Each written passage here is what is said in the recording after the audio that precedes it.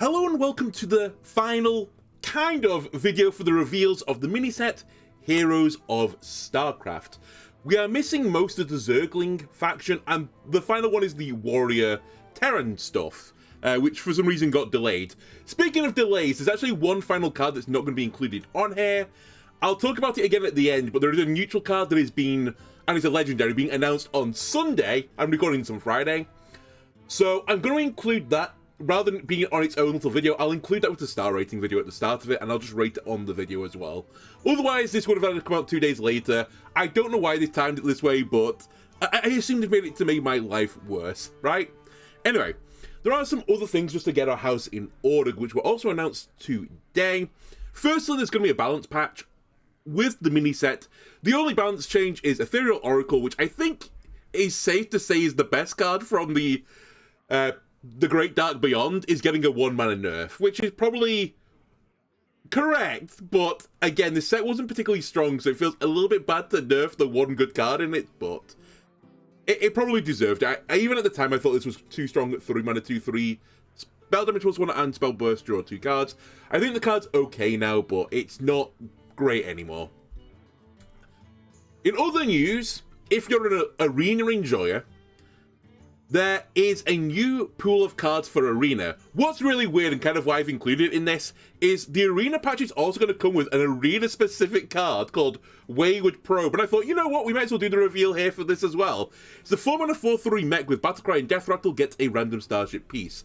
Kind of reminds me a bit of CCG in the fact that it's just a value card. But it's just really weird. I assume the issue for Arena, I don't play much Arena, is that if you ever draft a starship piece, you just lose because starship pieces are garbage. So to increase your chance of having starship pieces in your drafted deck, they're giving you a Wayward Probe, which is something you could put into your deck that would give you 2 more starship pieces, so that when you launch a starship, you get a pretty good starship at the very least.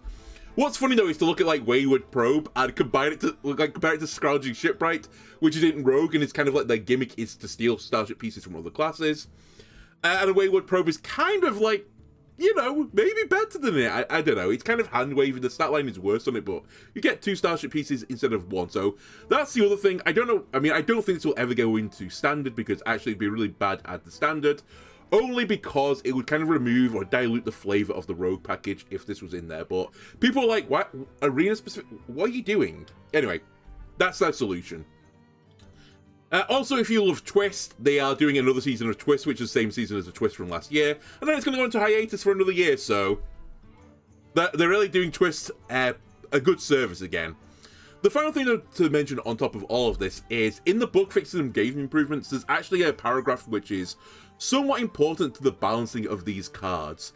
And it mentions that, like the Galakrond set and the Cthulhu set, you can't randomly discover or generate Starcraft faction cards unless you started the game with at least 1 card in your deck from that faction, or you are actively the hero for that faction. This is important for any other card in the game which I'd like to discover or something on it, or like randomly generate.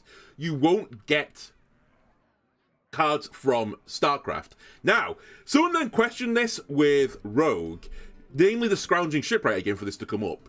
And apparently this is the one exception. It's not on the notes, but this is kind of why I put it as here as, like, you know, a public service announcement. I believe Ridiculous Hat confirmed it, that if a card says get a starship piece from another class, then it can hit the starship pieces from the Starcraft set, even though they are, strictly speaking, Starcraft cards. Because, to be fair, in their own right, they're actually quite standalone. They don't really require all the other faction gimmicks normally, at least. In fact, I think all the starships just don't need the other gimmicks, so I think that's been confirmed to be the case. Anyway, let's get down to the actual cards now. Oh, there's also some other news for like things you can spend money on. Go find the news if you're interested in splashing $60 on Hearthstone. I'm not. But anyway, we'll go with the final Terran faction now for the reveals. Just as a reminder, this is the Terran, like, multi-class type of the deck. We've seen Paladin, we've seen Shaman. I've been kind of like, on both of them, especially Shaman, it was very meh. But I'm intrigued to see what Warrior's going to do, and I'm mainly interested in what Warrior can do, because I said that I was kind of scared with the double Battlecry Highlander Warrior deck with what it could do with Ghost. And perhaps you just launch starships to get Ghost. effect to go off, and in which case you could double the effect. I have kind of cooled on that, as I'll talk about in a moment. But anyway, these are the multi-class cards: Jim Raynor, Liftoff, Starput, Ghost, and SCV. So we start with Warrior. 4 mana, 3/3 mech starship piece.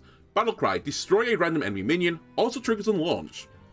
I think this is one of the best starship pieces that is being printed. Not necessarily in terms of I think this card is broken, but just in terms of this card isn't like a colossal tempo loss as soon as you play it. When you really think about it, the effect is basically Deadly Shot, which is a card that sees 0 play in Hunter, to be fair, but it does kind of value the effect somewhere, probably around 2 mana. Would Deadly Shot see play instead at 2 mana? Maybe it would. At the very least, though, if you even just said this is a 1 mana effect, it's a 1 mana effect bundled onto a 3 mana 3/3 minion with mech on it. And you get a small bonus later on when you launch it again in the future. It's a very small, like, diluted bit of value, but you still get it. I think, all in all, that's actually not too bad a play. This is not a huge tempo loss to play the Yamato Cannon. And actually, in some cases, it could be good if you end up against something particularly tall. Also, as I kind of, like, alluded to, I was trying to, like, you know, crack the code before we saw all the cards. This is also a pretty good card with Bran, because you could get a double Battlecry on it, destroy 2 enemy minions instead, and that's not too bad, right? It's not terrible. And then also, as I said, this is a starship piece. You need to be able to have a starship being built, right, for Ghost effect to go off. And Ghost is also a Battlecry card and would allow you to discard 2 cards from your opponent's hand. I think this is all a bit too, like, fluffy almost. You'd really want 2 copies of Ghost in this deck if you were going to do something like this, in which case you'd have to put some in the ETC. It means you'd only have 1 copy of the Yamato Cannon into your deck, which is not ideal. It would make it harder to find. You'd have to run some of the other starship pieces as one-offs. It just doesn't seem that consistent compared to just putting in Boom Boss into your deck instead, and getting probably a better effect. One thing I'll say about this Commodore that maybe is a bit more of a positive is you can tutor for it. Since these are both Terran cards, you could just put Liftoff in your deck to specifically tutor for Yamato Cannon and Ghost, to make sure that you can definitely have a starship piece be launched and then have Ghost ready to cause your opponent to start discarding cards. Well, I think if you want to do this discard shenanigans, I think it'd be better to do it in Shaman with Shudder Block, and actually I think full stop the entire gimmick isn't actually that strong. I think the starship decks aren't strong enough to actually warrant putting Ghost in, even though it's a toxic piece of shit card, and I still stand by that. I don't think the decks that it goes into will actually be very good. Now, what I do think will be good is this deck archetype. And the funny thing is, I don't think I actually need Yamato Cannon to do this, but it's kind of a thing about this set and the starship pieces that cause an interesting thing to occur. So, Warrior can run Ham the Hungry, which means they can run Druid cards. Why am I telling you this? Well, there's a non-Druid card called Arcanite Defense Crystal that is seeing play in a Druid deck right now, and it's Starship Druid. No, not the actual Starship cards in the Druid deck. They just, like, destroy, copy, paste Arcanite Defense Crystal over and over and over again, because currently there is a card in Druid called Hydration Station. And the idea is that you eventually build this ginormous starship starship, based on the pieces of Arcanite Defense Crystal, maybe 6 or 7 of them, and you use Hydration Station to keep bringing it back. Whenever it dies, if it does die, you get a metric fuck-ton of armor, which is really, really good. Why am I telling you all of this? Well, there is something in particular that this card has that the Druid version doesn't have, and that is the Tribe. This is a mech, and there is a mech package in Warrior. Also worth mentioning, by the way, just before we get on to all the shenanigans, the other card that runs into that deck is something called Total Traveler to tutor for the Arcanite Defense Crystal. They also use another card, as I'll deal with in a moment, but both Hydration Station and Total Traveler are both in Pip, so you can actually put them both into your Warrior Taurus deck. So you can actually take a lot of that package and put it into Warrior instead. Anyway, Warrior has a big mech package. It has stuff like Recommend Deckham. Choose a friendly mech. So on a copy of it that attacks a random enemy then dies, would Druid like to get their big massive starship, blast it into one of your opponent's pieces, either their face or their minions, and then it dies and you just get all the big armor things? I think they would really like that, because one of the counters to these big taunt decks, as we've seen in like Hadronox Druid in the past, is just going over the top of the taunt and kind of ignoring the minion v minion combat. And I think that if you can get your Arcanite Defense Crystal Starship to be killed and get like 30 armor, that's probably going to protect you from the death. I will say, I say this is the card, you know, with the mech. It's really because the Starship that launches from Warrior has mech on it. It's a battle cruiser. I don't actually think you need to put the mech Starship piece in the deck, right? So I think you could just do this with Arcanite Defense Crystals. Don't quote me on this one yet. I'm going to have to test this when the set comes out, but I suspect you can just get away with, again, just running the only Starship piece in your deck as Arcanite Defense Crystal and then copying it over and over again. So I put it here with the Starship piece from Warrior, but really it's because of the fact that this card went into Warrior as a mech, which meant that the Starship had to be a mech. That is actually the positive of this rather than the card itself. It's a really weird, like, you know, situation. Anyway, there are other advantages to this, by the way. You can also run Inventor Boom.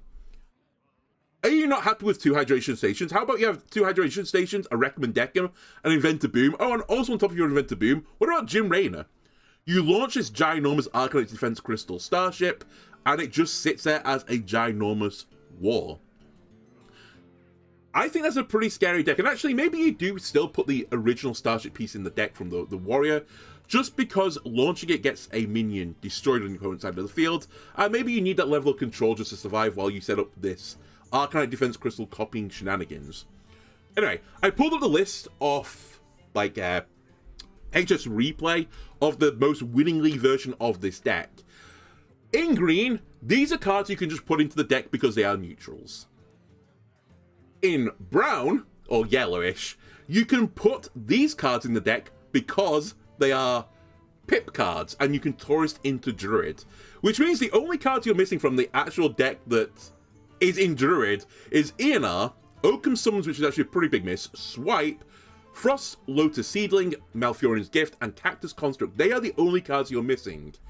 Firstly, for like Frost Lotus Seeding, you could run Quality Assurance. That draws 2 Taunt minions. It guarantees you either getting the Tortolan Traveler or the Arcanite Defense Crystal itself, so you can tutor for that. Kind of overlaps a little bit with Oaken Summons as well, which is specifically tutoring for either of those 2 cards as well. But the minion goes into the board, and also you get a bit of armor as well. On the upside, though, of not having Oaken Summons, though, I say on the upside. On the plus side, despite not having Oaken Summons is what I mean, you don't have to play as this really faux Druid control deck where they're running like Swipes and Malfurion's Gifts for more Swipes to try and stay alive. You can run Warrior control cards in your deck, and Warrior is much better at controlling the board than Druid. You could throw some Bellowing Flames in your deck. You could try and put Sanitize in the deck. I know it's the nerf version of Sanitize, but you're probably going to get a decent chunk of armor during the course of this game. There's also the 4 mana deal 1 damage 3 times. Blade Storm. There's a lot of options that Warrior can have just to stay alive until they can get to this situation where they can play Arcanite Defense Crystals and play stuff like Carnivorous Cubicle on top of it. So I think there is a bit of legs in this. And again, the other payoff for this is, sure, you don't get ENR in your deck, but you can put Inventor Boom, you can put Jim Raynor in your deck. They're both pretty spooky cards. You can also put Odin in the deck. Now, I think this is a bit of a step too far, but potentially get this ginormous Starship piece that generates 30 armor when it dies, and you just play Odin at some point, and then you're threatening not just your board killing your opponent, but also your face killing your opponent if they kill the minion. It's pretty obnoxious. I do think it's a step too far. You're probably at that point going to beat them with just minions instead of the Odin, so but it's something to think about. And anyway, I can see this deck working. It's just funny that it might not require any of the cards. It's just the fact that Starship's been added to Warrior, and the ship is going to be a mech that causes this.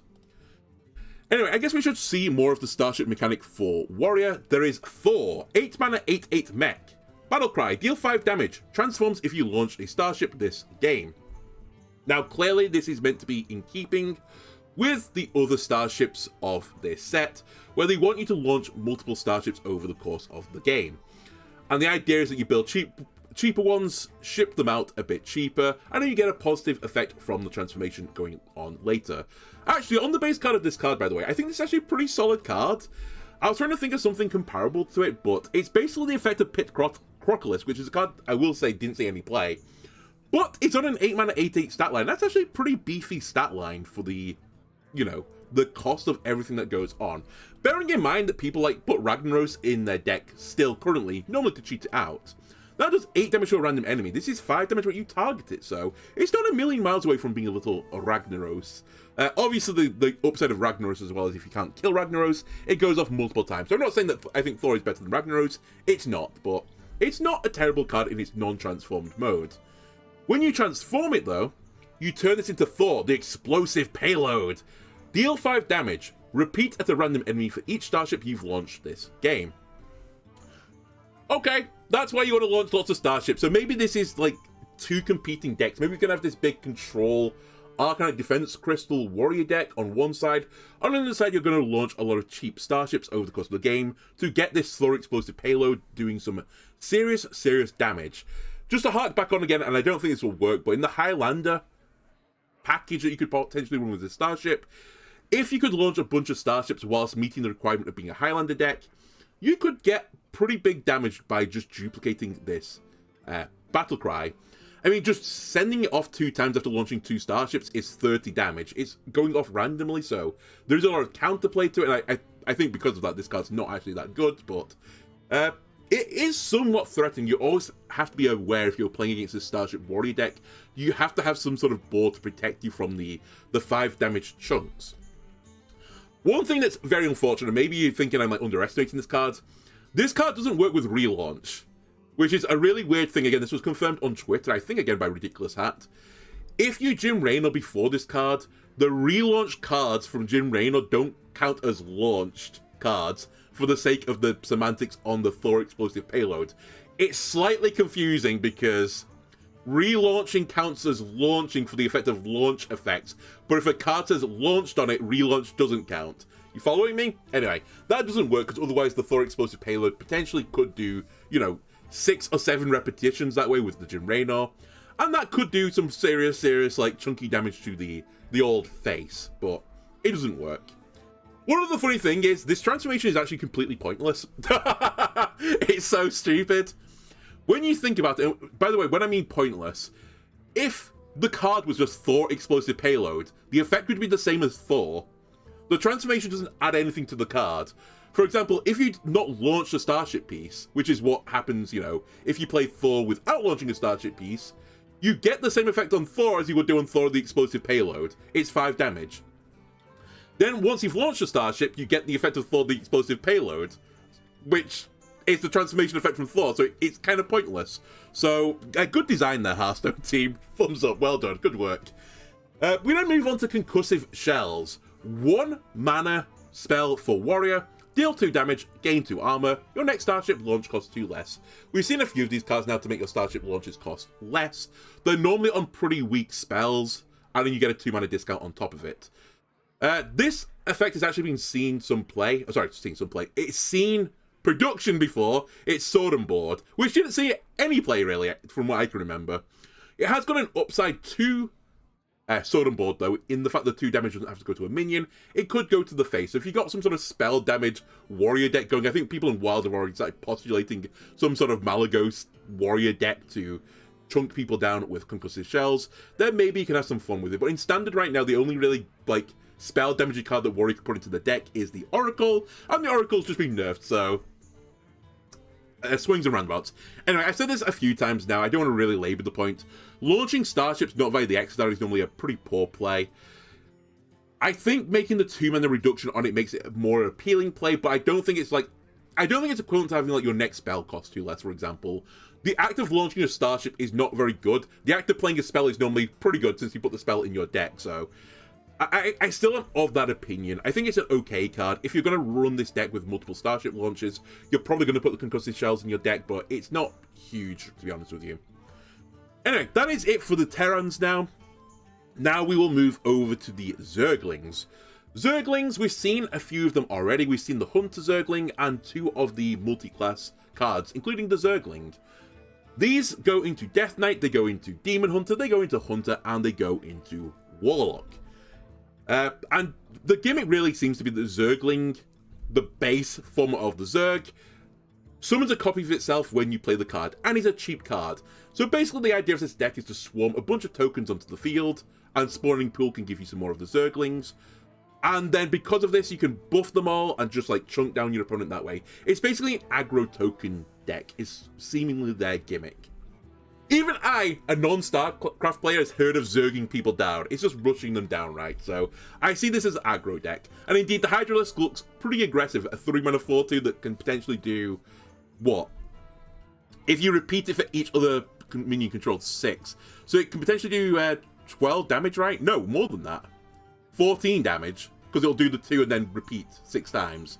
That's a lot of damage, but obviously it's hard to set up a full board of Zergs before you play the Hydralisk. Anyway, first multi-class card beyond those. Nidus Worm, 3-mana Zerg spell. Draw 2 Zerg cards, they cost 1 less. I could labor the point again of this card is Arcane Intellect with a tutor. I'm actually going to go in a slightly different direction this time. We have seen tutoring spells before. Demon Hunter had Rush the Stage, which is 3-mana, draw 2 Rush minions, they cost 1 less. And on a minion, we've seen some of Flower Child's, draw 2 cards that cost 6 or more. Finale, they cost 1 less. Typically, when you have a tutoring card that has a discount on it, they normally see play. And indeed, I think if the Zerg is going to work, and I actually do think, spoilers, the Zerg is the best faction in the game, then this will also see play. It's 3-mana, draw 2 cards. That card's not normally good enough for standard. However, it's tutoring, which makes it better, and also you're getting a 1-mana discount. And I think, all in all, when you bundle that together, it's actually a very solid card. What's especially solid about it as well is, especially on or at least on Hunter, which we've seen already, sorry. I did mention that it's maybe awkward for the Hydralisk to ensure that you've got Zerglings on the board, or just Zerg minions in general on the board, before you play it. And if you don't get, like, maybe 2 other Zerglings on the board when you play it, you've kind of played a pretty poor card. If you Nidus Worm and get a Zergling and a Hydralisk, you've got a 0-mana, 2 Zerg minion card just in your hand that you can play before your Hydralisk whenever you want to get more maximum damage output from the Hydralisk. So that's a really nice play. I also said that I think that location is pretty poor. Not terrible, it's a 1-mana card, so it can't be that terrible, but it's certainly a lot better when you're playing a 0-mana location that gives you a 1-mana card, rather than paying effectively like 1 mana to get a 1-mana card that is, you know, fine. All in all, that bundles together as a 2-mana for a 2/2 in stat line, which isn't worth it. If you can make this 0 cost, then you're getting 1 mana for the 2/2, which again is probably worth it. And you'll get that upside later on the value, even though it's a bit diluted. The other multi-class card we've got is Brood Queen. By the way, I saw some Twitter exchange, and I don't know if this is true again or if I'm being baited, that this card name might change, so don't be surprised if you see this card but under a different guise. I was honestly waiting for this the entire time, like the set was being released, that some StarCraft nerd would come out and go, that's not a Brood Queen. No, that Brood Queen looks like this instead. We had it on one of the Protoss cards for Mage. Someone went like, the lasers aren't meant to come out from the front, they come out from the side. And indeed, someone went like, oh, well, Brood Queen is in StarCraft, but it doesn't look anything like this. Well, this looks more like he's some sort of like Swarm Queen or something. And I believe one of the Hearthstone team was like, we want to pride ourselves on, like, you know, accuracy on this set, so we're going to look into it. AKA, I think they're going to change the name of the card. Something else they've actually been doing over the course of the set reveal. Some of the cards have the same name as old cards in the past. You may have noticed, like Banshee, for example. And they've changed the old cards to, like, Wailing Banshee instead. This card's not even out yet and might get a name change, so just watch this space on the card. Either way, the card is 3-mana 2/5 Zerg minion. At the end of your turn, get a lava that transforms into a random Zerg minion. The lava is, each time this is in your hand, transform it into a random Zerg minion. The lava itself is effectively Shifter Xeris, but not for random minion, it's just on Zerg minion. So it's a finer pool, which means the lava is probably better than Shifter Xeris. The Brood Queen itself is quite close to something like a Vile Apothecary, and there's a few other cards we've seen like this, where it's a card that at the end of the turn gives you one of the gimmick cards from that expansion into your hand. Classically, these cards don't see play, or at least they see a bit of play and then people drop them eventually because they're a bit too slow. You'll only get one of the cards. Some of them might have Discover instead, so yeah, they normally don't end up working. And yeah, Vile Apothecary saw a bit of play early on when it was released. Was that around Nathria? I can't quite remember when Vile Apothecary came out, but eventually the card started getting dropped, even though concoctions were really good, because it was a bit too slow. Also, it's quite understated.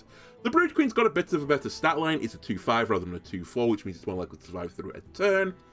But unlike the other Zergs, this is really slow. Like Zergs like Swarm, Rush, get them in the face, nam nam nam nam nam nam. Brood Queen's quite a bit of a slow and ponderous card. Even slower than like just Shift to Xeris, putting it in your deck full stop. Because you have to play the Brood Queen. At the end of the turn, you get a Lava. Then at the end of the next turn, your Lava turns into a Zerg minion. You have to like wait 2 turns to potentially get any value. And even then, you might not get the Zerg you want. So it's a really, really slow card compared to like, you know, Vile Apothecary, which is slow in generating the value, but the value card you generate, you can just use it immediately. So I actually think Brood Queen's quite bad, but the issue of this mini set is, as fun as it is, and as much as they've like probably done the best they can possibly do to make fully like isolated decks in a mini set, you don't really have any wiggle room. So Brood Queen's probably going to go into any Zerg deck you make because there's just not enough Zerg minions to not include it in your deck. And there will never ever be support for this going forwards. Like, you'll never see another StarCraft expansion going forwards, which means that what you're getting in this mini set is all you're going to get, full stop. So even though I don't really like the card, it probably will see some play because it has to see some play. This then moves us over to the hero, Kerrigan, Queen of Blades. 7 mana Zerg hero, Battlecry, summon 2 2/5 Brood Queens, deal 3 damage to all enemies, and the button is Ravage. 2 mana button, deal 3 damage randomly split amongst all enemies. It's improved by Zerg minions you control. This card's kind of bonkers when you actually really think about it. So you get 2 of these Brood Queens for starters. That's kind of like a 6 mana bundle for your 7 mana hero power. And that's pretty good, right? At the end of the turn, they're going to give you 2 more cards, which a turn later will then convert into 2 cards that are actually worth playing. And you might actually have some situations, by the way, where you just play the Lava, I should have mentioned that, as a 1 mana 1/1 just because it's a Zerg card. So it has got a bit of flexibility in that way, but obviously playing a 1 mana 1/1 isn't that good. Anyway, you get your Brood Queens, that at the end of the turn they give you a Lava. It's basically like some sort of refill. Them themselves aren't particularly aggressive. On top of the bundle though, you get the effect of effectively Crash of Thunder. It's 3 damage to all enemies, so minions and face alike. Now, Crash of Thunder is a card that can normally get reduced in cost. Where do I see it as being like the correct like point of this is probably good enough to see some play in Standard? I think it's around about 3.5 mana, considering Consecration sometimes sees play in Standard on slower Paladin decks, and that's 3 mana, deal 2 damage to all enemies. So around 3.5 is what I would say is the value of 3 damage to all enemies on the hero. All in all, this is like a 10 mana-ish effect bundled together onto a 7 mana hero. You also get 5 armor on top of that, so I think just playing this card is actually a pretty sweet deal. What's even sweeter is the button. The button Ravage, when you first push it, is Arcane Missiles. That's a 1 mana spell that doesn't really see too much play, right? Well, I say that. It saw play mainly because it was a cheap spell more than the effect. Either way, it's a 1 mana effect. Now, what you do get though when you play Kerrigan is 2 Zergs. And as soon as you get 2 Zergs, this is doing 2 mana, 5 damage random split amongst all enemies. This is Cinderstorm, which is a 3 mana effect. So you're getting kind of like a 1 mana discount on a Cinderstorm, assuming you have the 2 Brood Queens on the field from the Kerrigan. Now, what if you have a full board of minions? Well, at a full board of Zerg minions, this is because it has to be Zerg, you're going to get +7 on the Ravage, which means you're doing 2 mana to split 10 damage amongst all enemies. That is Mask of Cthulhu. That is a 7 mana effect. Basically, this button is completely bonkers as long as you can keep Zerging the board, so to speak. If you can keep the board full of Zerg, keep swarming it, then this button is really scary, and it's in a deck already that's going to be fairly aggressive. There's a lot of cards that are going to come out there and just, you know, chip you down. They split up into many tokens. You're probably going to have some token buffing cards. And the last thing you want to do is, like, you get to, like, turn 5 or 6, and they drop something like a Kerrigan down. I guess 7 is when it would come down, but they drop Kerrigan on the board. It's another 3 damage to your face, and you know from then onwards, they're just going to keep pushing this button like the Hunter hero power, and it's going to keep chipping you down. And anytime they play minions, they're effectively getting some value from playing this swarm of minions just in the button. Like, it's a seriously scary proposition for any deck to fight up against this aggression.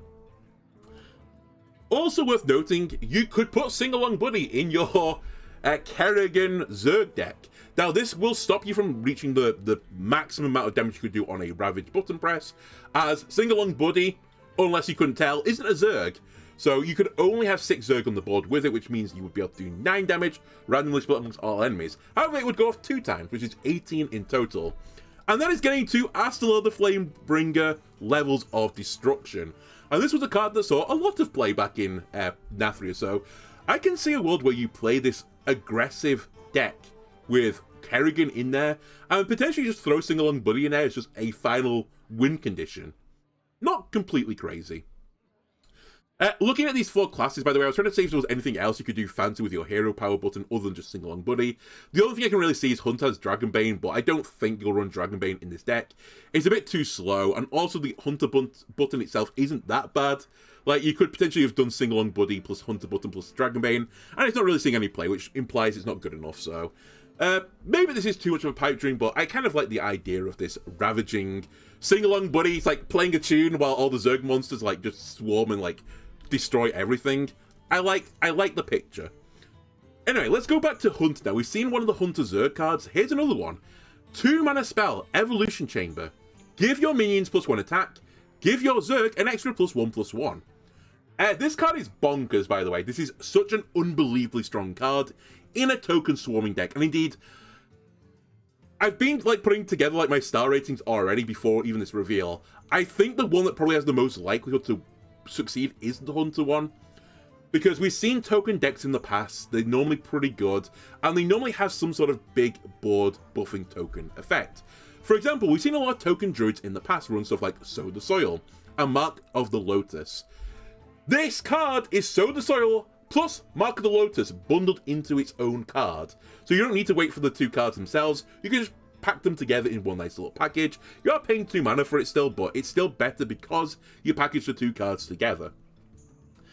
Also worth noting, the Zerg copy themselves, so you're kind of getting double your bang for your buck on the Evolution Chambers, because your Zerglings that you're going to fill your deck with are going to keep spreading out across the field, so you have more minions to buff. Just playing Zergling on turn 1 and an Evolution Chamber on turn 2 means your board is going to be 2 3/2s. And that is really, really scary. And not a lot of decks can actually answer a minion on turn 1, at least not consistently. Seriously, it's a scary, scary thing, especially if you're going first. So I expect to see this a lot of times. Hunter will Zergling on turn 1, they'll Evolution Chamber on turn 2, and they'll just snowball from there. You'll always feel like you're behind against that deck. The one thing about this is obviously that it's very specific for the Zerg, because you don't get the +1/+1 unless it's a Zerg. So you basically have to just pack your deck with Zerg minions. That's not that surprising, but any other of the token type cards in Hunter, and Hunter has got a token deck out there, they don't get as much value off the Evolution Chamber.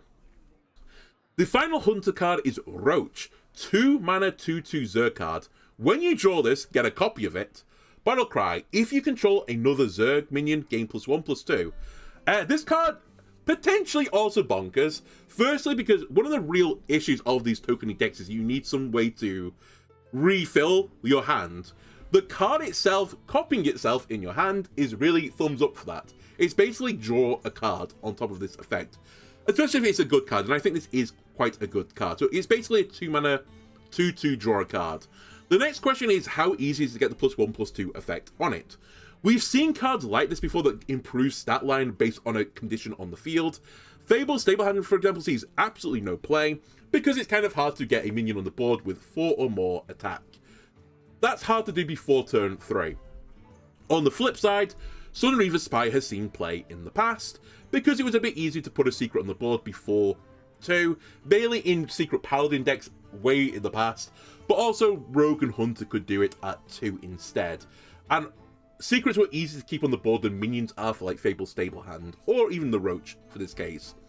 One of the things against this card is there has been a card called Lushwater Mercenary. Mercenary? I guess Mercenary is actually right. It's a Murloc anyway. I was trying to get it to be more Murloc-y.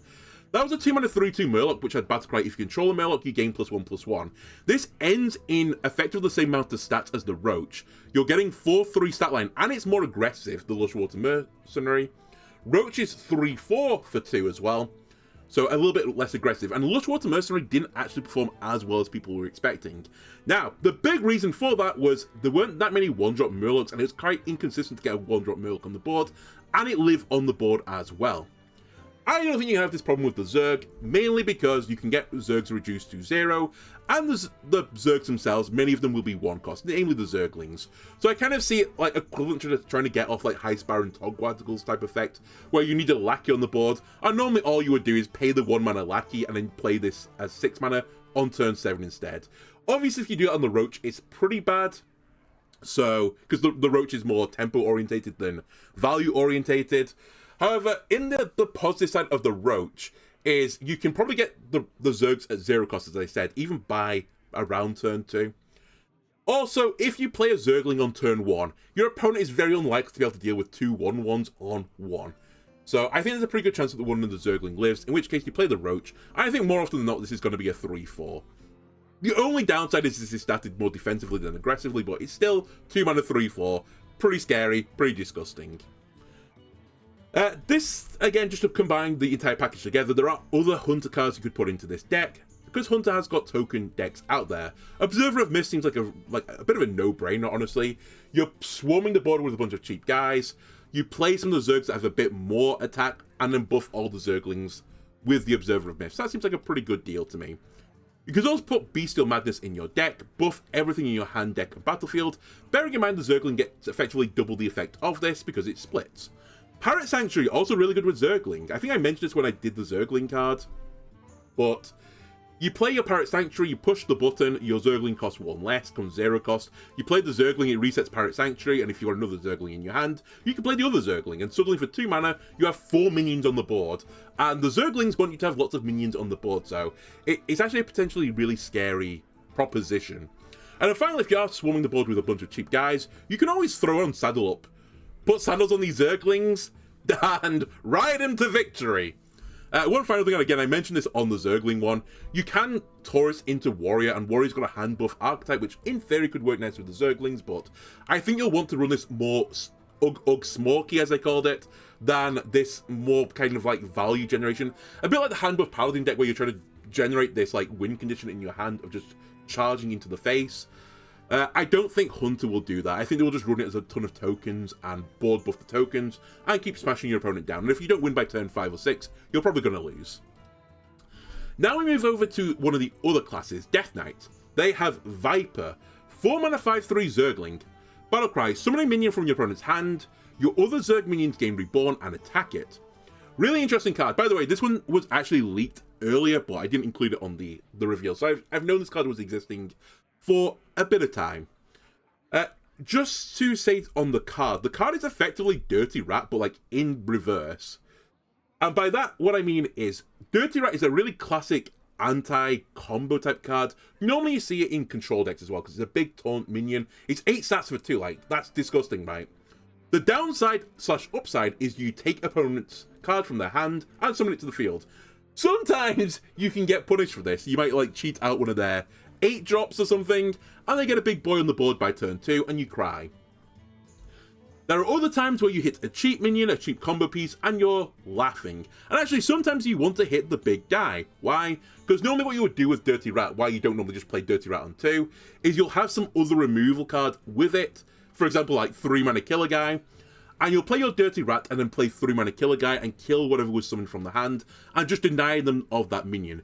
Including, more importantly, the Battle Cry, because a lot of Hearthstone cards that are really good have Battle Cries on them. So you're denying the Battle Cry, you're denying the combo piece, and effectively causing your opponent to go -1 in hand. You do need a bit of setting up though. Now the opposite thing happens on Viper. Rather than you playing the Dirty Rat and then playing a card to kill the card or respond to the card that you cheat out, for Viper, you need to create a board earlier to then play Viper onto the board so that the board itself can then kill the minion. So I think it's harder to pull off than it is for Dirty Rat in terms of being some sort of like combo breaking type card.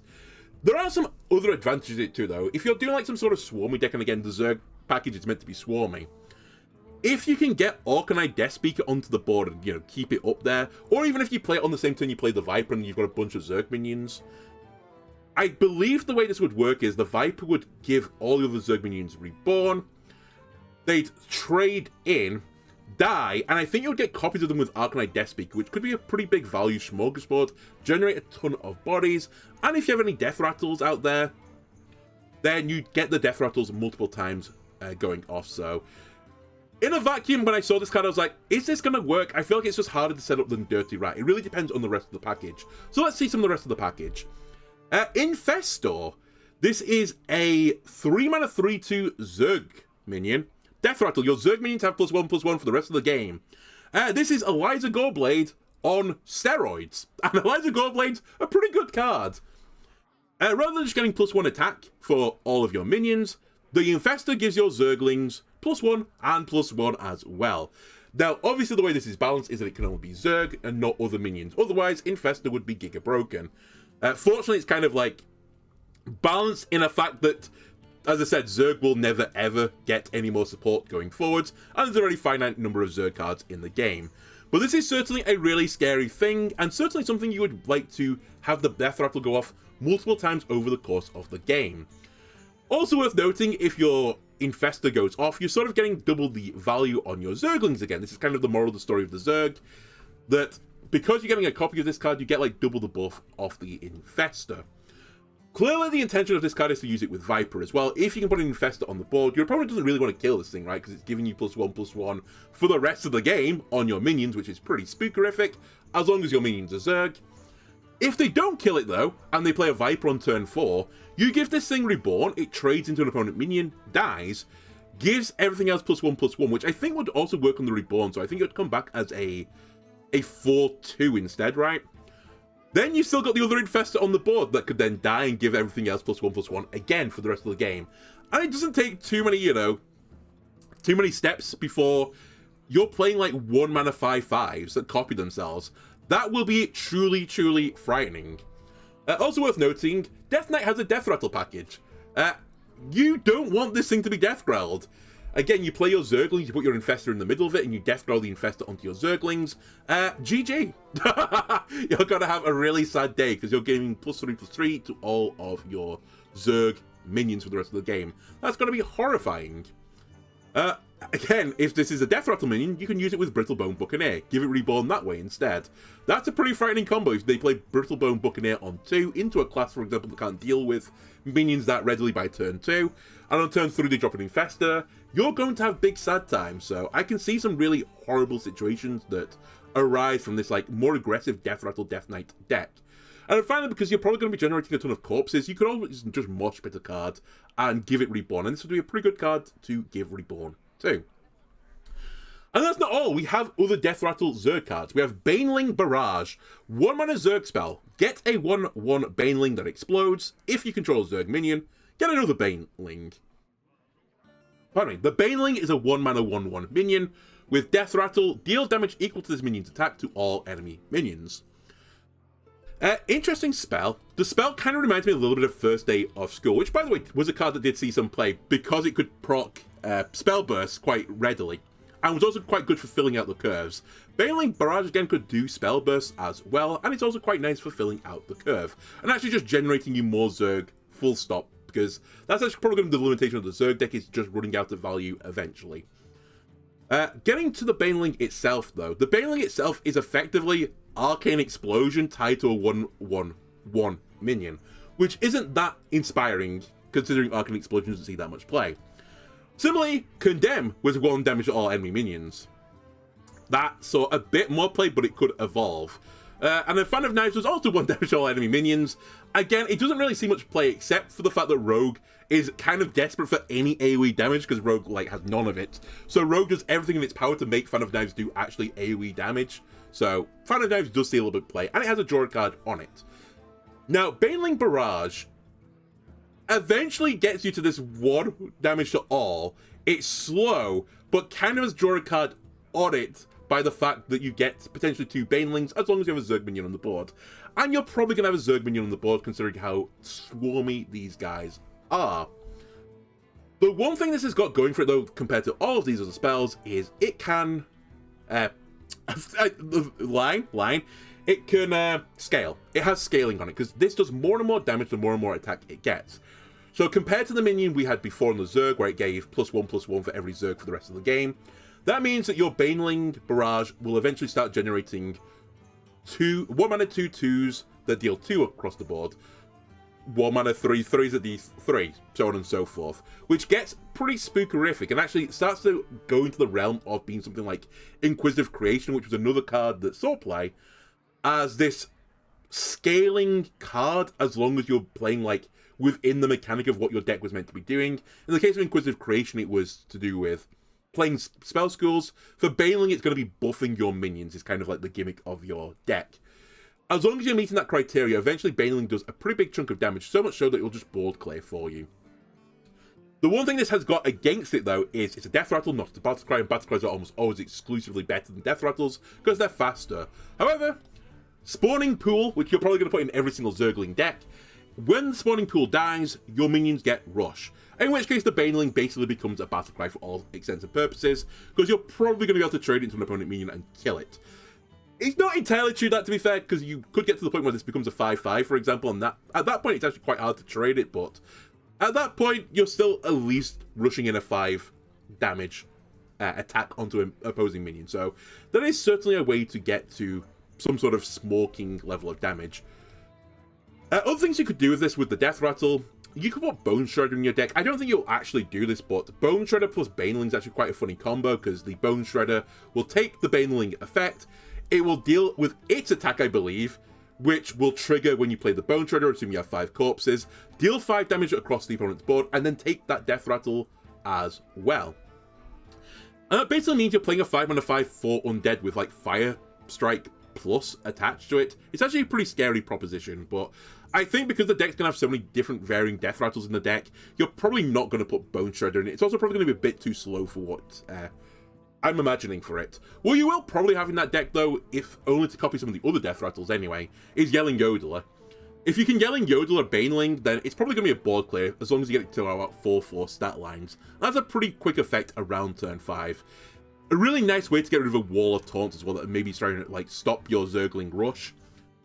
Have 4 or 5 Banelings and, you know, other Zergs on the board. Play a Yelling Yodel onto your Baneling. Again, it's not across the entire board, it's just enemy minions. Deal 8 damage to your opponent's board. It's probably going to clear it. And then you feel free to let your Insectoids run over your opponent's face and make them cry. As I kind of alluded to before, the real question is how you're going to buff this card. Infestor is obviously the big one of them. You're going to try and get this Death Rattle to go off multiple different times. And eventually your Banelings will become like 1 mana 5/5s. And at that point, they're really scary. One really interesting thing about this card, though, is that you can both hand buff it and board buff it and get like some sort of value on it. Death Knight has got a hand buff package. A lot of it is to do with undeads, though, but there are a few cards that don't have that effect on it. If you can hand buff this, because the Baneling Barrage will put these cards into your hand, then that is one way to make these things quite tall, especially when Harmonic Metal flips into 2 random minions +4/+4. Then the Baneling will instantaneously become a 1 mana 5/5 as soon as you get hit. The Zerglings as well wouldn't mind being hand buffed as well, because you get double the value of the buff on those minions. You may also want to board buff it instead, and you still get an advantage. And I think this is going to be 2 diverging ideas of this deck. I've not put together yet my theory of what I think the deck is going to be like, but you could potentially run this, I think, as a Rainbow deck or a Triple Unholy deck. The advantage of the Triple Unholy deck is you could put Grave Strength in your deck. Grave Strength is basically Bloodlust, and in a lot of the Swarm decks that are popular right now, and in fact, from what I can see, based on the meta right now, I've not been playing Hearthstone too much for the last month, I've got to be honest with you, but I believe Swarm Shaman is like the tier 1 deck right now, like the top of the tier 1 decks even. And one of the scary things about that deck is not only does it swarm the board with minions, aka like the Zerg, it has Bloodlust in the deck, hidden in the gift. You could put that in your Death Knight deck for a big chunk of damage to threaten your opponent down. And indeed, I think that's probably going to be the better strategy. So you run this as Triple Unholy, don't worry about the hand buff cards, just worry about having Grave Strength and generating a ton of corpses, so that you can make sure you get the +3 effect off. On the flip side of this, if you went down the Rainbow package, you could put Eliza Goreblade in your deck instead, and there is some sort of like tokeny Eliza Goreblade Death Knight decks that have existed in Hearthstone, especially with the location that when a minion dies, you get to, you know, to reset the location. And there's a bunch of token generating cards from that as well that all work quite nicely with Eliza. This is probably a more value orientated version of this deck, and it's going to be a hand wave of which one becomes best. I'll be intrigued to see what list actually gets put out for this, but my gut right now is telling me that it's probably going to be the Grave Strength one, because it's got a bigger amount of burst damage from it. It's more aggressive, I guess. Either way, the board buffs also work on the Baneling. Even if you don't get the full lethal kill with the Baneling, whatever your opponent puts on the board is probably going to die in killing your Banelings as well. So it's pretty obnoxious. It's going to make your opponent having a board very difficult, which is kind of what you want in Hearthstone. Anyway, let's move over to Demon Hunter land now. Demon Hunter has Creep Tumor, 2 mana Zerg spell. Your Zerg minions have +1 attack and rush. Lasts 3 turns. Really kind of like interesting card. I can't remember what this card gimmick was called, but we've seen it in the past with stuff like Field of Strife, what was it called? The Frostwolf Caverns or whatever it was. These spells that are auras that last for 3 turns and have an effect on the field whilst they are active. Funnily enough, Field of Strife was the Demon Hunter one, which gave minions +1 attack. Creep Tumor works on top of that more. Not only do you get the +1 attack, you also get Rush, and that's a really, really good effect. The reason this is balanced, so to speak, because it's the same mana cost, is it's only on Zerg minions, so you really have to be running a heavy Zerg deck for this to come off. Basically, every Zerg card that exists in the mini set, you're going to put them in your deck.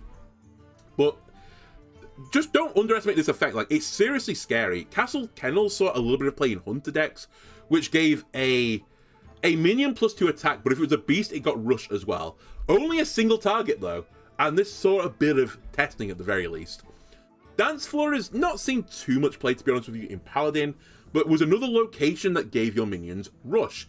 However, you didn't get the +1 attack on it, and also, Creep Tumor lasts for 3 turns, Dance Floor was 2 turns, and it was like on, off, on in terms of the turns, so it was a bit harder to use. I actually see Creep Tumor being a bit close to something like Houndmaster Shore, and this card did see some play, admittedly in an older set. Giving your minions rush on like an aura-like effect is super, super strong. It means that your board can trade into your opponent's board basically favorably every single time. And you also get +1 attack to make it even more favorable for you. Houndmaster Shore has said it saw play. Do you think Houndmaster Shore lived on the board for more than 3 turns? Not normally, no. So the fact that Creep Tumor gives you the Shore effect and +1 attack as long as it's a Zerg minion again, and it lasts for 3 turns in a state that your opponent can't really easily interact with, I think that's a really scary, scary card. Also worth noting, because you'll be able to play Kerrigan in this deck, Kerrigan generates 2/2/5 Brood Queens, which, as I said, were slow value cards. If you can put a Creep Tumor on the board before you play Kerrigan, though, these are then 3/5s, and they have Rush, so they could answer any minions that remain on the board as you play the Kerrigan. So it makes Kerrigan actually a better board clear than it otherwise would be. One final thing, and I think this works, I'm actually not 100% certain, I'm pretty certain it would work though, is Creep Tumor plus Halvaria Darkraven. If you can fill your board full of Zerg minions, I believe they would all be treated as Rush. So if you played Halvaria attacked with any of your minions, you would give all your other Rush minions +1 attack.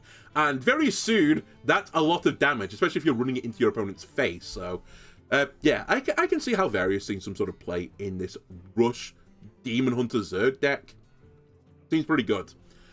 What other cards have we got? We have the Lurker, 4 mana 2/6 Zerg minion. After a friendly minion attacks, deal 1 damage to a random enemy, or 2 if your minion is a Zerg. As soon as I saw this, I was like, holy shit, it's a Blind Eye Sharpshooter again. Then I immediately cooled off and I was like, hang on a minute, it doesn't have the refill, which is fair, it doesn't have the refill. But it does have this potential to like machine gun your opponent down with like bam, bam, bam instances of damage. To be honest with you, I think the card is closer in power level to something like Ship's Cannon, which was every time you summoned a pirate, you would do 2 damage to a random enemy. On Lurker, you need the minion to attack, which is harder than to summon, in theory. Hand waves a little bit. But because Zergs are so easy to swarm onto the board, you're probably always going to have some sort of linging Zergling on the board. And since we've just seen that one of the ideas of the Demon Hunter package is to rush your Zergs, it makes it much easier to get this Lurker effect off. And I could see a world where you play this Aura effect, you play your Lurker, you play your zero-cost Zerglings if you can get the discounts on them, you rush them into some of your opponent's minions as 2 damage instances of damage, because they would get +1 on the effect, and then the Lurker like machine guns things down over time. I can see that being a pretty strong card. I think there are more consistent and better options from some of the other Zerg classes, but it's still pretty spookerific. The other Zerg minion in Demon Hunter, which is the one I really want to get to be honest with you, I think ties all of this together. It's Mutalisk. 4 mana 5/2 Zerg card, also damages minions next to whomever this attacks, and the enemy hero if his neighbor is missing. Alright, what I need you to do is take your glasses off first. Unless, actually, now that I think about it, maybe you don't take your glasses off if you're good at reading at close range. If you're bad at range, then put your glasses on to make it hard. Whatever. Make it so your eyes are blurry. And then squint even more. Because this card, I think, is actually Leroy Jenkins. As a Zerg. Why do I say this? And this card got poo-pooed, by the way, on the internet. I was like, what the fuck are you talking about? Like, this card's actually pretty good. So, if Mutalisk can attack a minion on the board, an opposing minion, and it's on the edge of their board, and there's no neighbor adjacent to it on one of the sides, Mutalisk's damage will go not just into the minion it hits, but also the face. This means that when Mutalisk is attacking, it is effectively like a charge-like effect. Now, what it's actually truly more like, because this card doesn't start with Rush, if you can give Mutalisk Rush, what you're actually giving it instead is Charge. But it's like Charge Plus because it gives you the ability to deal damage to an opposing minion and their face at the same time. And that is really, really scary. That's kind of like the whole gimmick of Leroy. And by the way, Mutalisk is 4 mana. It is 1 for your attack though, but it's a 4 mana card and doesn't put whelps on the opposing board. So it has got upsides to it. You need to set it up more than Leroy, but once you do it, it's actually really scary. Like, it could take a minion out and push a lot of damage at the same time. What I really like about it though is it's actually very versatile, because potentially there'll be a situation where you don't have, like, you know, the OTK lethal, but your opponent has 3 minions on the board, in which case you run it into the center of the minions instead, and it cleaves through all of them. You don't get the hero damage, but instead you get a cleave control-like effect. So I like that there's a lot of decision making on the Mutalisk for the player that's playing the card, and also the opponent, because you could potentially put a taunt in the middle of 2 other minions, in which case the Mutalisk can't ever go face then, and you sort of diffuse that threat of a charge type effect. So it's a really cool card, a lot of potential counterplay to it, and a lot of potential play on the player side, or different plays on the player side. So I really, really like this card. I think it's really good. I think it's also pretty strong. Now, obviously this card lives and dies by how easy it is to give this minion Rush. Also kind of lives and dies a little bit by your opponent having minions on the field, because obviously you only get the charge effect if your opponent has a minion on the board, which is not too steep at a requirement, right? Right? I mean, when Cleave Hunter was a thing, the people were like, oh, the weakness of Cleave Hunter is if your opponent doesn't play minions, they can't deal with it. They still lost games though, so at some point you normally are forced to play a minion, and Mutalisk will punish that. Anyway, you need to be able to give this thing Rush. Creep Tumor is really good for doing this. It's Rush for 3 turns, and gives you an additional attack, so your Mutalisk then is truly just Leroy. It's 6 damage, and 6 damage to a minion. That's pretty spookerific. Also, Through Felon Flames is in Demon Hunter, and it's a card that sees play in aggressive Demon Hunter decks. That is 0 mana, potentially give a minion +1/+1 as well if you can finale it, but you get the Rush on it either way, so another good way to give this Rush. Spawning Pool, the location. If you can time the destruction of Spawning Pool, you give your Zerg minions Rush, and this is a Zerg minion, so there are a lot of ways to give this Rush. I think you could almost treat this as Charge, which is, again, very strong effect. And a final one I put on here as well, which maybe does make this list, Escape Pod. It's not really seeing too much play right now, but I did kind of theorize at the time this was revealed that if there was any Zoo deck out there, Escape Pod's a pretty solid card to put into a Zoo deck, because it gives you +2 damage to answer like your opponent's board, whilst also giving you +2/+2 to anything that was already pre-existing on the board. In the case of Mutalisk, if you can Escape Pod with Mutalisk on the board and kill your Escape Pod, you're going to give your Mutalisk a +1/+1 buff, and you'll also give it Rush too. I don't think this is as good as the other 3 options, or maybe doesn't make that list just because it's a 3 mana minion, but it's something to bear in mind. Also, to make some of this easier, you can use Nidus Worm to get potentially a discount on your Mutalisk as well, just to help combine these cards together. Now, the one real actual disadvantage of all of this, and where I get a bit hand-wavy of will this actually fully work, is all the decks that put Leroy in it, there's normally some sort of way for them to abuse Leroy, either through hand buffing it or copying it at some point to push out even more damage. There are some just aggro decks that use it literally as 6 damage for your final last hurrah, and indeed this might be the case for Mutalisk, but Demon Hunter doesn't have a lot of good ways to hand buff cards, or board buff cards for that matter. One of the better ways of doing it, and I think people have like postulated this, and we mentioned it when we did Zerglings, is Shafar. And indeed, I think actually a lot of these Zerg decks will just put Shafar in the deck. There's a bunch of cheap spells. I mean, through Felon Flames is 0 cost. You play your Shafar through Felon Flames, copy the Shafar effect, try and get onto the Mutalisk, and suddenly your Mutalisk is an 8/5 instead, which is, you know, a 4-mana 8 attack charger that also deals 8 damage to another minion. That's pretty spooky, no? Other things that Demon Hunter has, they have got a Starship package, which in theory could give your minions +1 attack if you can make your Felf use battery attack, and they have the Shatter Shard turret could also do this. Leroy exists in the game right now.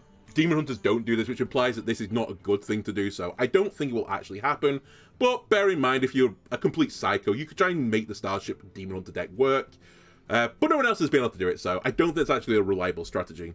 One final thing I'll just mention, though, is that you can tourist into Priest as well as a Demon Hunter. Priest has got a few cards, including a board buffing card of Silvermoon Brochure. You could give the minion +2/+2 and immune if you get it in the Silvermoon form, which means that you could attack with your Mutalisk and do your big cleave damage to your opponent's face, and then still have the minion on the board. You're probably not going to see it by the time your turn comes back around again, but it's pretty threatening for your opponent that they basically have to deal with this Mutalisk, otherwise they're going to take another 7 damage again on a chunk, maybe even 8 damage if it has the Creep Tumor as well, so it's pretty frightening, honestly. And what's even more frightening is, I can see a world where Mutalisk is the most expensive card, or at least tied with your most expensive cards, that you'll run in your Zerg Demon Hunter deck. Which means you could potentially run Rest in Peace in this deck. And Rest in Peace would resummon your Mutalisk, which if you can keep a Aura Rush effect on the field, means that you'll have your Mutalisk back with +6 attack, and your opponent will definitely have a minion, because assuming they've played a minion, I guess, over the course of the game, because Rest in Peace will summon a minion to their board for you to attack. So I can see a world where this, like, aggressive rush Zerg deck for Demon Hunter could work. One final thing I just want to mention here, I think this is totally bogus and stupid, but I kind of was amused by it when I was, like, looking through rush cards. If you could set up a board state with Argus on it, and you put Mutalisk on the left side of it, and Lurker to the right side of it, the 2 Zerg cards for Demon Hunter, the Mutalisk would get Rush, which would have its pseudo-charge effect, and your Lurker would deal the damage, but it would have lifesteal, so it's just a funny combination between Argus. It's like his 2 pets on a leash. But I think this is just too slow. I don't think you'd put Argus in this deck, so it's kind of irrelevant. This is a way to gain Rush as well. Last and certainly least, we have Warlock. Warlock Zerg package, I was like, oh god, we've not seen a really truly Zoo-y Warlock deck for quite some time. Maybe they're going to do Zoo. Surely they're going to do Zoo, right? Anyway, the first card I saw, I was like, oh, they're not doing Zoo, are they? It's Consume. 1 mana Warlock spell. Remove 1 durability from a friendly location to restore 8 health to your hero.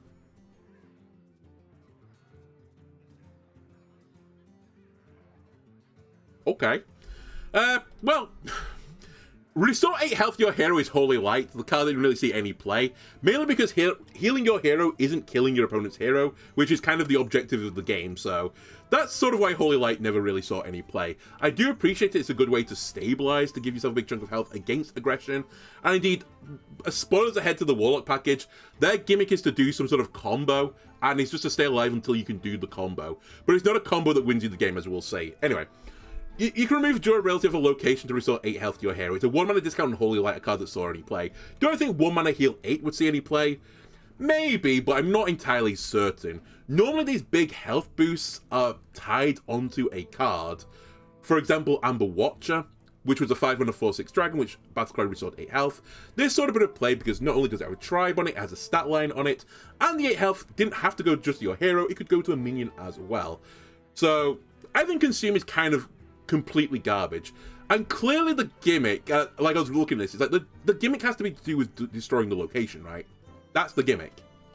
And indeed, the location we've seen, Sporting Pool, if you can destroy it, your Zerg minions get Rush. Is it worth losing one Zergling for a 8 health restoration to your hero? Probably not, unless you're about to die on that turn. It's not a great deal. Effectively, Spawning Pool would become 1 mana, get a 1/1 Zergling, give your minions Rush, and gain 8 health. It's okay, but it's not really, like, doing it for me. Then you look at the other locations that Warlock has. They have Forge of Wills, which is an expensive location, which you really want to use all the durability on. They have Prison of Yogg-Saron in neutral, which is a really, really expensive location, which you want to use all the durability on.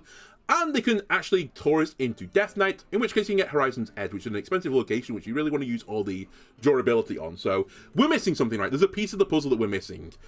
Indeed there is. It's Ultra's Cavern. 3 mana, 3 use location. Deal 1 damage to all enemies. Death Rattle. Summon an 8/8 Ultralisk with Rush. Yeah. This is garbage. This is the hottest of hottest trashes. What a weird gimmick. All the other classes, rush minions, rush minions, rush minions.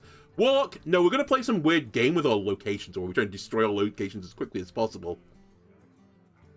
Alright, cool, thanks. The Ultra's Cavern, deal 1 damage to all enemies. We've kind of seen this already. It's normally tied on a spell, which is 2 mana. To be fair, they normally say enemy minions, not just enemies, so it's slightly better than those type of effects. But it's not unusual for them all to be tied onto 1 mana spells as well, with some sort of minor restriction on it. So for 3 mana, you can get effectively a 1 mana spell. Wow, good, cool. Obviously, the payoff is to Death Rattle it as soon as you can to get the 8/8 Ultralisk with Rush. And as long as you can do that before turn 8, that's a pretty good deal, right? That's the issue. How are you going to do this before 8? It's going to be really, really, really hard. Obviously, you're going to use Consume. You're going to push the button of the Ultra's Cavern as well. So on turn 3, you play Ultra's Cavern, and basically you've passed your turn. Sorry, no, you did 1 damage. You did 1 damage. Sorry, that's not passing your turn 3. You did a huge turn. You did 1 damage. Then on turn 4, you're going to Consume, which I assume can work on a location that's been pressed once, right? Can it? I don't know. I actually have no idea if that will work or not. Either way, if that doesn't work, on turn 5, you will consume the location and then press it 1 more time, which means probably the fastest realistically this is going to happen is turn 5. You can get an 8/8 Rush out on 5. Is that good? It's okay, but for the hoops you need to jump through, no, it's not really worth it. Just as a note as well, when I saw this card, I was like, hang on a minute, does Demolition Renovator, a card that's seen 0 play, work on your locations? And it doesn't. It's only enemy locations, so you can't even destroy it with your own Demolition Renovator, a card that has seen 0 play and will continue to see 0 play until it rotates. So this then got me thinking, like, how can you speed this up and make it at least more consistent? Because currently it's a 2-card combo in a 30-card deck that summons an 8/8 Ultralisk on turn 5 at its quickest. You've got Consume. You could also use Nidus Worm. That's right, because it's Zerg cards, so the location could get a discount on this. Now, Nidus Worm is a 3-cost card, so you're probably going to have to wait till after 3, which doesn't really help you, but maybe if you could cheat Nidus Worm out, then maybe you could play Ultralisk on 2 instead, in which case you could get the combo off on 4. And then after that, I was like drawing blanks. The only other thing I could think of is Twisting Nether, which destroys all minions and locations. So what you could do is play Ultralisk Cavern on some turn before 8, play your Twisting Nether on 8, and it's basically a board clear that leaves a big body at the end of it. Bravo, Hearthstone team. Imagine having a big board clear minion, big board clear minion that leaves a big body at the end of it. But surely Hearthstone would never ever print this card, right? Anyway, the other, things you could do with this card potentially to cheat it out a little bit more, and by cheat it out, just cheat on it. I believe because Summon of Dark Matter says all Death Rattles trigger twice, it would work on a location, even though the rest of the effect talks about minions. So maybe you try and combine your Ultra's Cavern with Summon of Dark Matter, and maybe some of the Death Rattle package from Death Knight.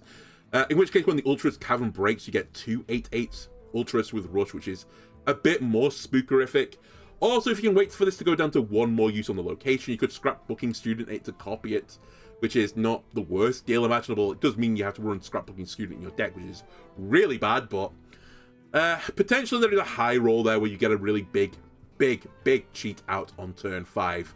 You play your Scrapbooking Student on the 1-time use location, you push the button of both the locations, and you, all in all for 5 mana, get 21/21 in stats. That's obviously disgusting, but it's a 3-card combo by turn 5. It's pretty unrealistic, to be honest with you. You could also just try and help yourself stay alive, use stuff like the XB931 Housekeeper as well, that every time you push the location button, you gain 3 armor. But obviously, if you're just pushing the button of this to break it, that's unbelievably slow. It's going to take you 6 turns to do it, by which point you might as well just put an 8-mana 8/8 in your deck, which is completely hot trash. My biggest gripe of this card, though, is you're jumping through all these hoops for an 8/8. Why don't you just put Dark Alley Pact in your deck and play Hand Warlock? It's way more consistent to get a big, ginormous guy out by around turn 5. I played a bit of Hand Warlock before I stopped playing for the last month, and it was okay. It wasn't completely terrible. It was definitely not super good, but there was a lot of games where I got this big, chunky boy out. And you know what also happened a lot? The big, chunky boy died, so that's what I see the Ultralisk Cavern. It's an Ultra Risk Cavern, because you're playing garbage cards in your deck and your opponent's just going to deal with it anyway. The final card of this package to tie it all together is Spinecrawler, and it's certainly making my spine crawl. 2 mana 1/6, Taunt, can't attack, has +3 attack if you control a location. Alright. What the fuck are you, like, thinking? I looked at this card and I was like, Blizzard, what the fuck are you thinking? Then I simmered on it for about 3 or 4 hours, actually probably a bit more than that, 8 hours at this point. And I'm still like, what the fuck are you thinking? Like, this card is so weird. I get the gimmick of the card. The gimmick of the card is basically meant to be Meltamental, or that type of card, where it's just this big taunty boy that goes in front of aggro decks and makes them cry a little bit. This thing is fairly similar in stat lines to the Meltamental if you get the +3 attack on it, but it's not in the direction you really want it in. You kind of would like more of it in the health department than the attack department. The other really weird thing about this card is it's anti-synergistic with the other 2 cards in the package. Somehow the Hearthstone team has come up with a package that only exists for 3 cards because it's a mini set, and made one of them anti-synergistic with the other 2. Spinecrawler wants you to have a location on the field to get its effect. Ultralisk Cavern and Consume want you to destroy the locations. Why? Why have you put these together? It doesn't make sense. It's anti-synergistic. I mean, to be fair, for the turns you get the caverns up, then sure, it's okay, but it's not really like inspiring, right? You played 2 mana 1/6 that can't attack in a package, bearing in mind the multi-class cards are all fairly aggressive as well, maybe with the exception of the Brood Mother. They're all fairly aggressive, and you put a Spinecrawler in your deck, which is 2 mana, doesn't do anything until you put a location down, which is 2 mana, still can't do anything, but maybe hurts your opponent's board if they clear it with minion damage. Garbage. Complete garbage. Anyway, that's it for the reveals. There is just one last thing I want to mention on the Zerg package. There are a few cards that I think could go into all these Zerg decks that could potentially add some value to them. I think I've mentioned Dorian before, but because of all the Zerg cards are quite cheap cards anyway, with some sort of other effect on it, or they can get future buffed by other cards, drawing cards with the Zerg tutor card with a Dorian on the field is actually a really scary proposition for a refill, as you'll get some pretty strong cards out, especially Zerglings that come out of Dorian. It's basically just getting more copies of Zerglings, which is fantastic. Also, if you want more and more Zerglings back, and I think Zerglings are a big function of the good Zerg classes, aka the Death Knight, the Demon Hunter, and the Hunter, Joyman's Geppetto, you can put it in your deck as a refill. It's a pretty expensive card. It's probably like something you would have as like an absolute last resort of your deck. But especially on the hero power that wants you to have a board full of Zerglings, maybe you play a Joyman's Geppetto in your deck just for that one last potential burst of damage, where you get a ton of copies of Zerglings back into your hand, you play those Zerglings again, and you push the button, and you try and machine gun your opponent down. The final one is Overlord Runefak, who I don't think really would see play in most of these decks, but we talked about the Demon Hunter having some sort of like maybe minor rush package, and a lot of these cards can like either copy in your hand, or once you've played them from your hand, get copied, so hand buffing them would be quite good, and you could put an Overlord Runefak in your deck for a bit of fast damage, and also buffing the cards in your hand. I don't think it's a completely terrible idea. Okay, that is actually now the final kind of thing for the reveal video. As I said, there's one card left for whatever reason they decided to put it as 8 PM on Sunday, so I'll put that in with the star rating video. It's going to be called Grunty. It's the only neutral card that's going to be in the mini set, and I'm looking forward to seeing what Grunty is going to be doing. I assume he's going to be smoking face with a name like Grunty, and just honestly like a grin like that. He must be a smoke the face type of character. Anyway, if you enjoyed this, why not leave a like and subscribe? Everything helps me out. And I'll see you again on Sunday, where I'll do my star reveal video and reveal Grunty. Goodbye.